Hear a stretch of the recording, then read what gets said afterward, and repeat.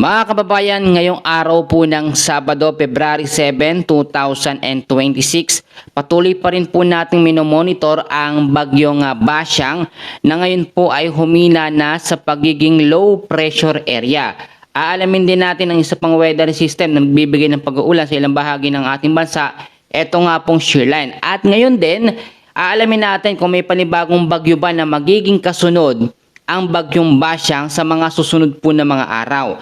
Bago po tayo magpatuloy, hihiling lamang po ko ng pabor na i-like at i-share nyo po ang ating update para din umabot sa mga kababayan natin ang update sa lagay ng ating panahon. Sa ating pinaka-latest na update po, ang bagyong Basyang po ay humina na sa pagiging low pressure area at huli po itong namataan kaninang alas 2 ho ng madaling araw o ngayong alas 2 po ng madaling araw ng Sabado sa coastal water po ng Anini Antique. So pag sinabi natin na low pressure area na hindi na ito babalik pa sa pagiging tropical depression or pagiging bagyo ulit, no? Dahil kung makikita nyo, halos ilang beses din itong naglandfall. Nasa 3 times po itong naglandfall na nakaapekto sa kanya para humina po agad at para maging isang low pressure area. At dahil isang ganap na lamang na LPA ang bagyong Basyang, yung trap or extension po ng hangin nito ay nakakaapekto pa rin po sa ilang bahagi po ng Western Visayas. So ngayong araw po ng Sabado, meron pa rin mga pag-uulan na mararanasan dito po sa may southern portion po ng Occidental Mindoro. Makinig pa rin po, ano? Hindi pa rin tayo dapat maging kampante. Kasama rin po, no, ang southern portion po ng Oriental Mindoro. May mga pag-uulan pa rin mararanasan dyan. Sa may Romblon, northern portion po ng Palawan, including Cuyo Islands, Cagayan Silo Island, at Calamian Islands. Kasama rin ang southern portion po ng Masbate. Sa Visayas area, makakaranas din ng medyo maulap na kalangitan at merong mga isolated light rains, lalo na ho sa hapon at sa gabi.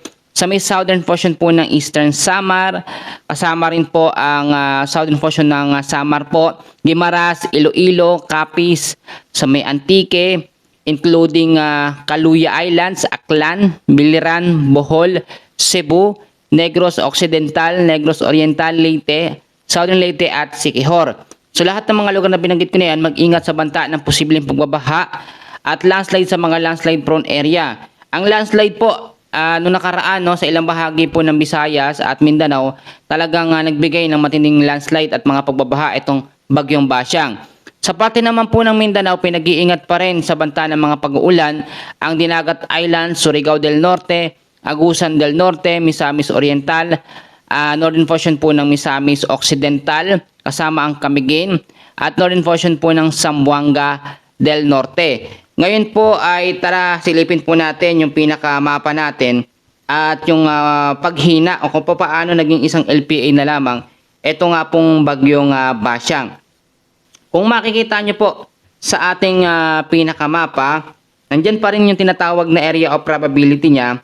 Kung mapapansin nyo ho, no, isang ganap na lamang na low pressure area, itong tinatawag din natin na dating bagyong Basyang. So hindi na ito magkakaroon ng matinding epekto at yung mga lugar na binanggit ko kanina, lalo na po dito sa may parte po ng western po ng Visayas at ilang bahagi ng Mindanao, yung trap or extension na lamang po ng low pressure area o ng dating bagyong Basyang ang nakakaapekto po dyan. Ngayon po, kung titignan nyo, bukod ho sa bagyong Basyang o dating bagyong Basyang, nakakaapekto din ang shear line o yung salubungan ng malamig at mainit na hangin. So ito po, aalamin pa rin natin. Dahil pa rin sa banta ng LPA o dating bagyong Basyang, meron pa tayong inaasahan. Makinig po, heavy rainfall warning po ito ha, para hindi po tayo makaranas ng pagbabaha o kung magbaha man, nakapaghanda po tayo. Meron tayo ngayong hapon na inaasahan na 100 to 200 mm sa dami po ng pag-uulan. Diyan po sa may Negros Occidental, sa may Antique, Iloilo at Guimaras. Meron naman 50 to 100 mm sa dami ng pag-uulan dito po sa may Palawan, kasama po ang Negros Oriental, Cebu, Bohol, Siquijor, Aklan at sa may Capiz.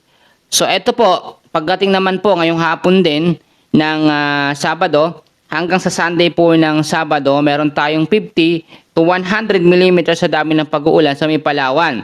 Lahat ng binanggit ko na yan dahil sa trap extension na lamang po ng low pressure area o dating Bagyong Basyang. Mahina na, no, ang Bagyong Basyang, at salamat sa Panginoon kasi naglandfall ito, nakatulong para humina.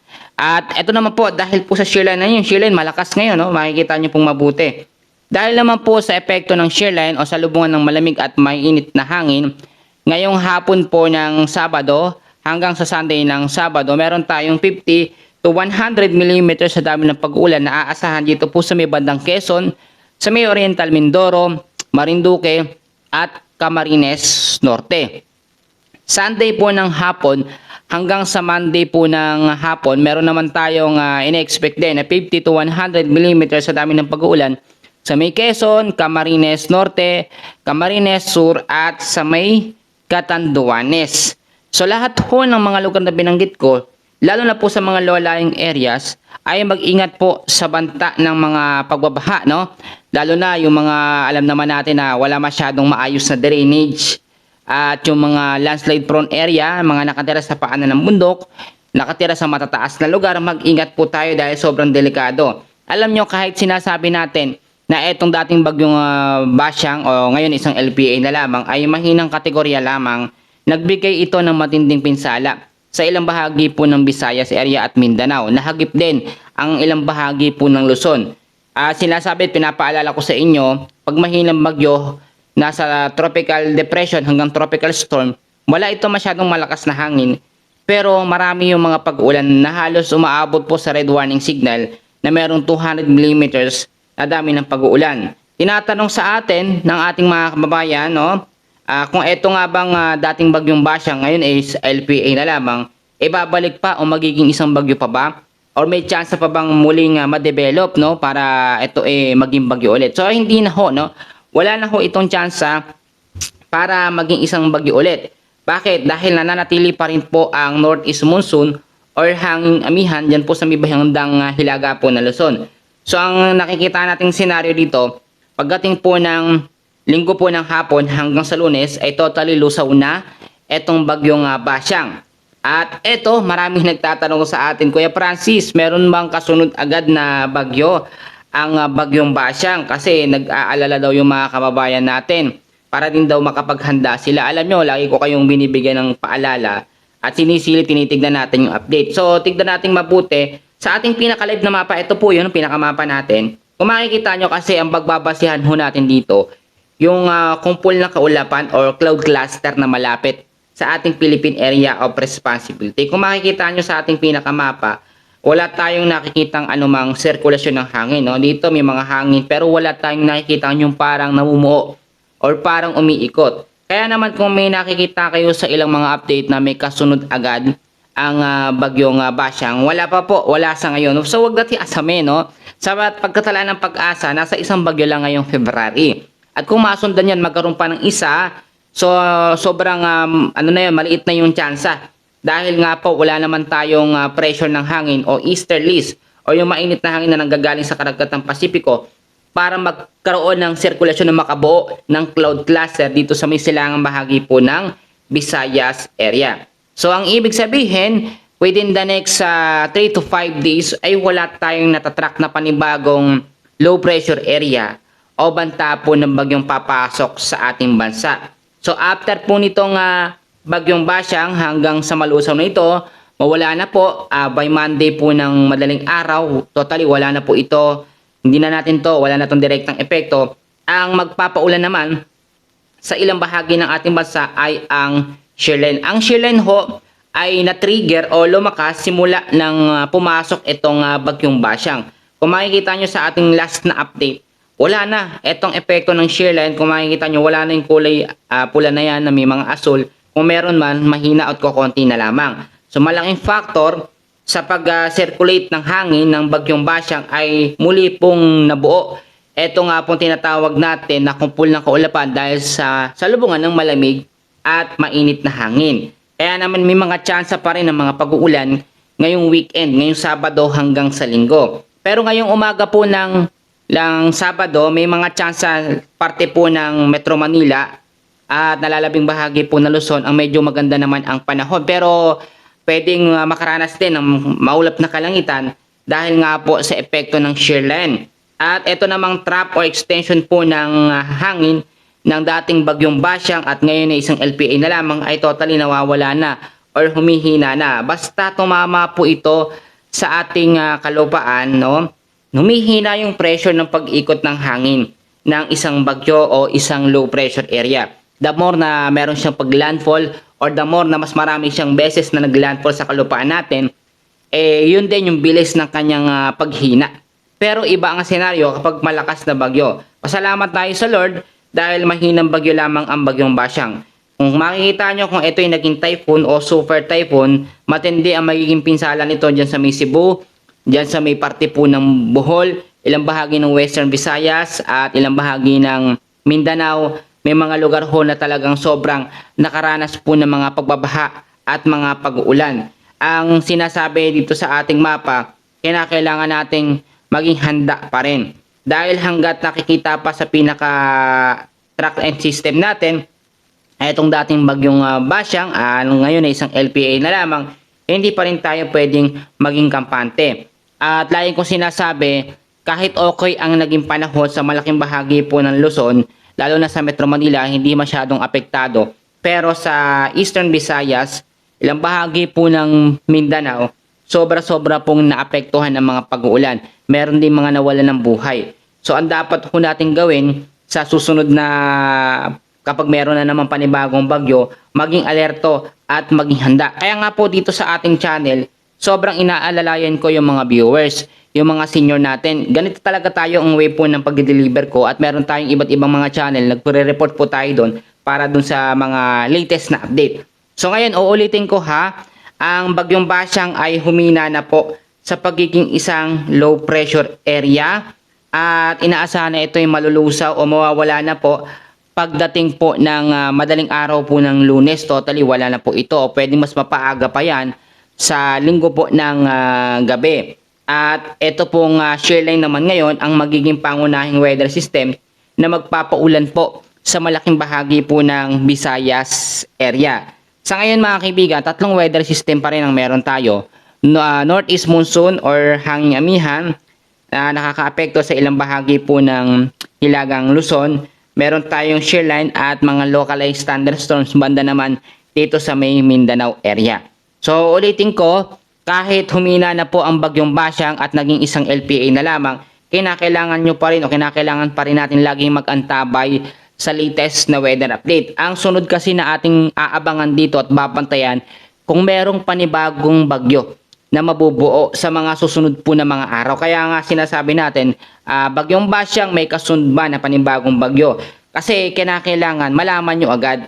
Kasi maliligo kasi tayo pag hindi natin alam yung update eh. Mamaya umulan na ng malakas kahit wala na ang bagyong Basyang, sasabihin nyo may panibagong bagyo na naman. So wala titingnan nyo mabuti, wala tayo dyan. Yun una kong paalala, maging updated o galing i-like and share nyo yung update natin. Yun mo yung malaking bagay na sa amin, no?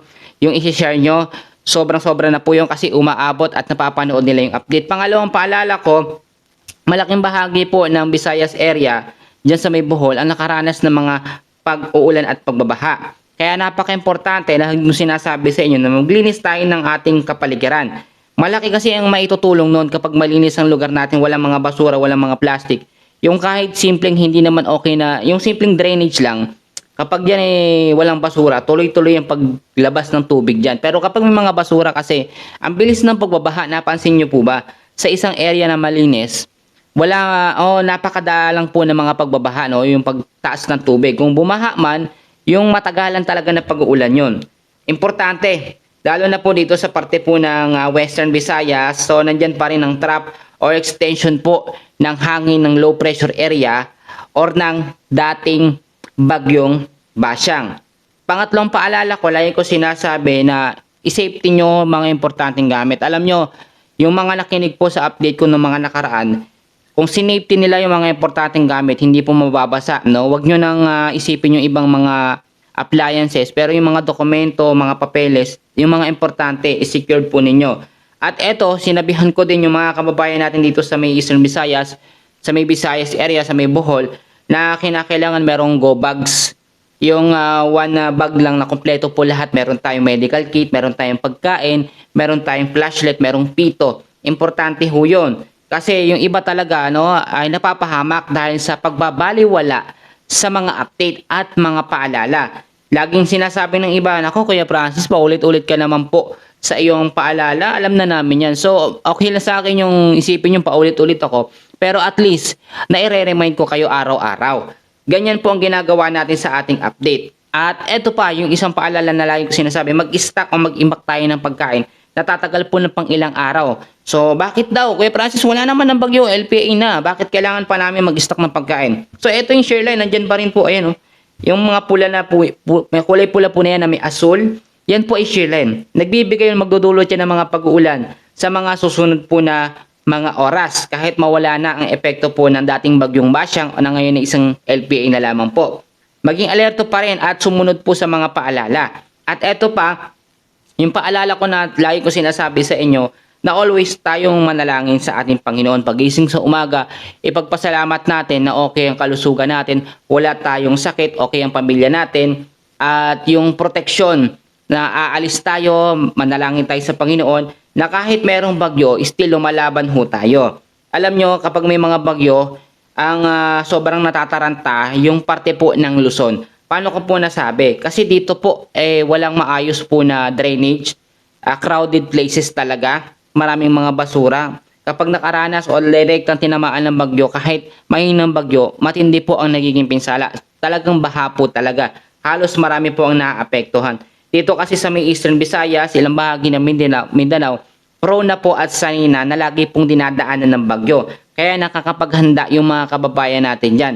Kapag mayroong update at paalala, laging sinasabi salamat po kay Francis. Ako salamat din po kasi yung pag-share nyo lang nitong update natin, nakakapag-save po tayo ng buhay.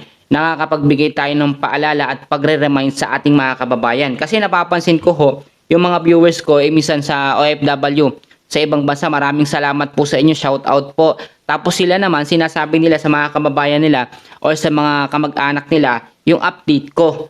So dapat po tayo mismo, ibigay natin, i-share natin. At kung kaya nyo naman pong tapusin yung video, malaking bagay po yun, tumataas po ang engagement natin. Hindi dahil para madaming views, kundi para marami pong masave na buhay at marami po ang mabigyan ng paalala at babala sa banta po ng mga bagyo o mga pag-uulan.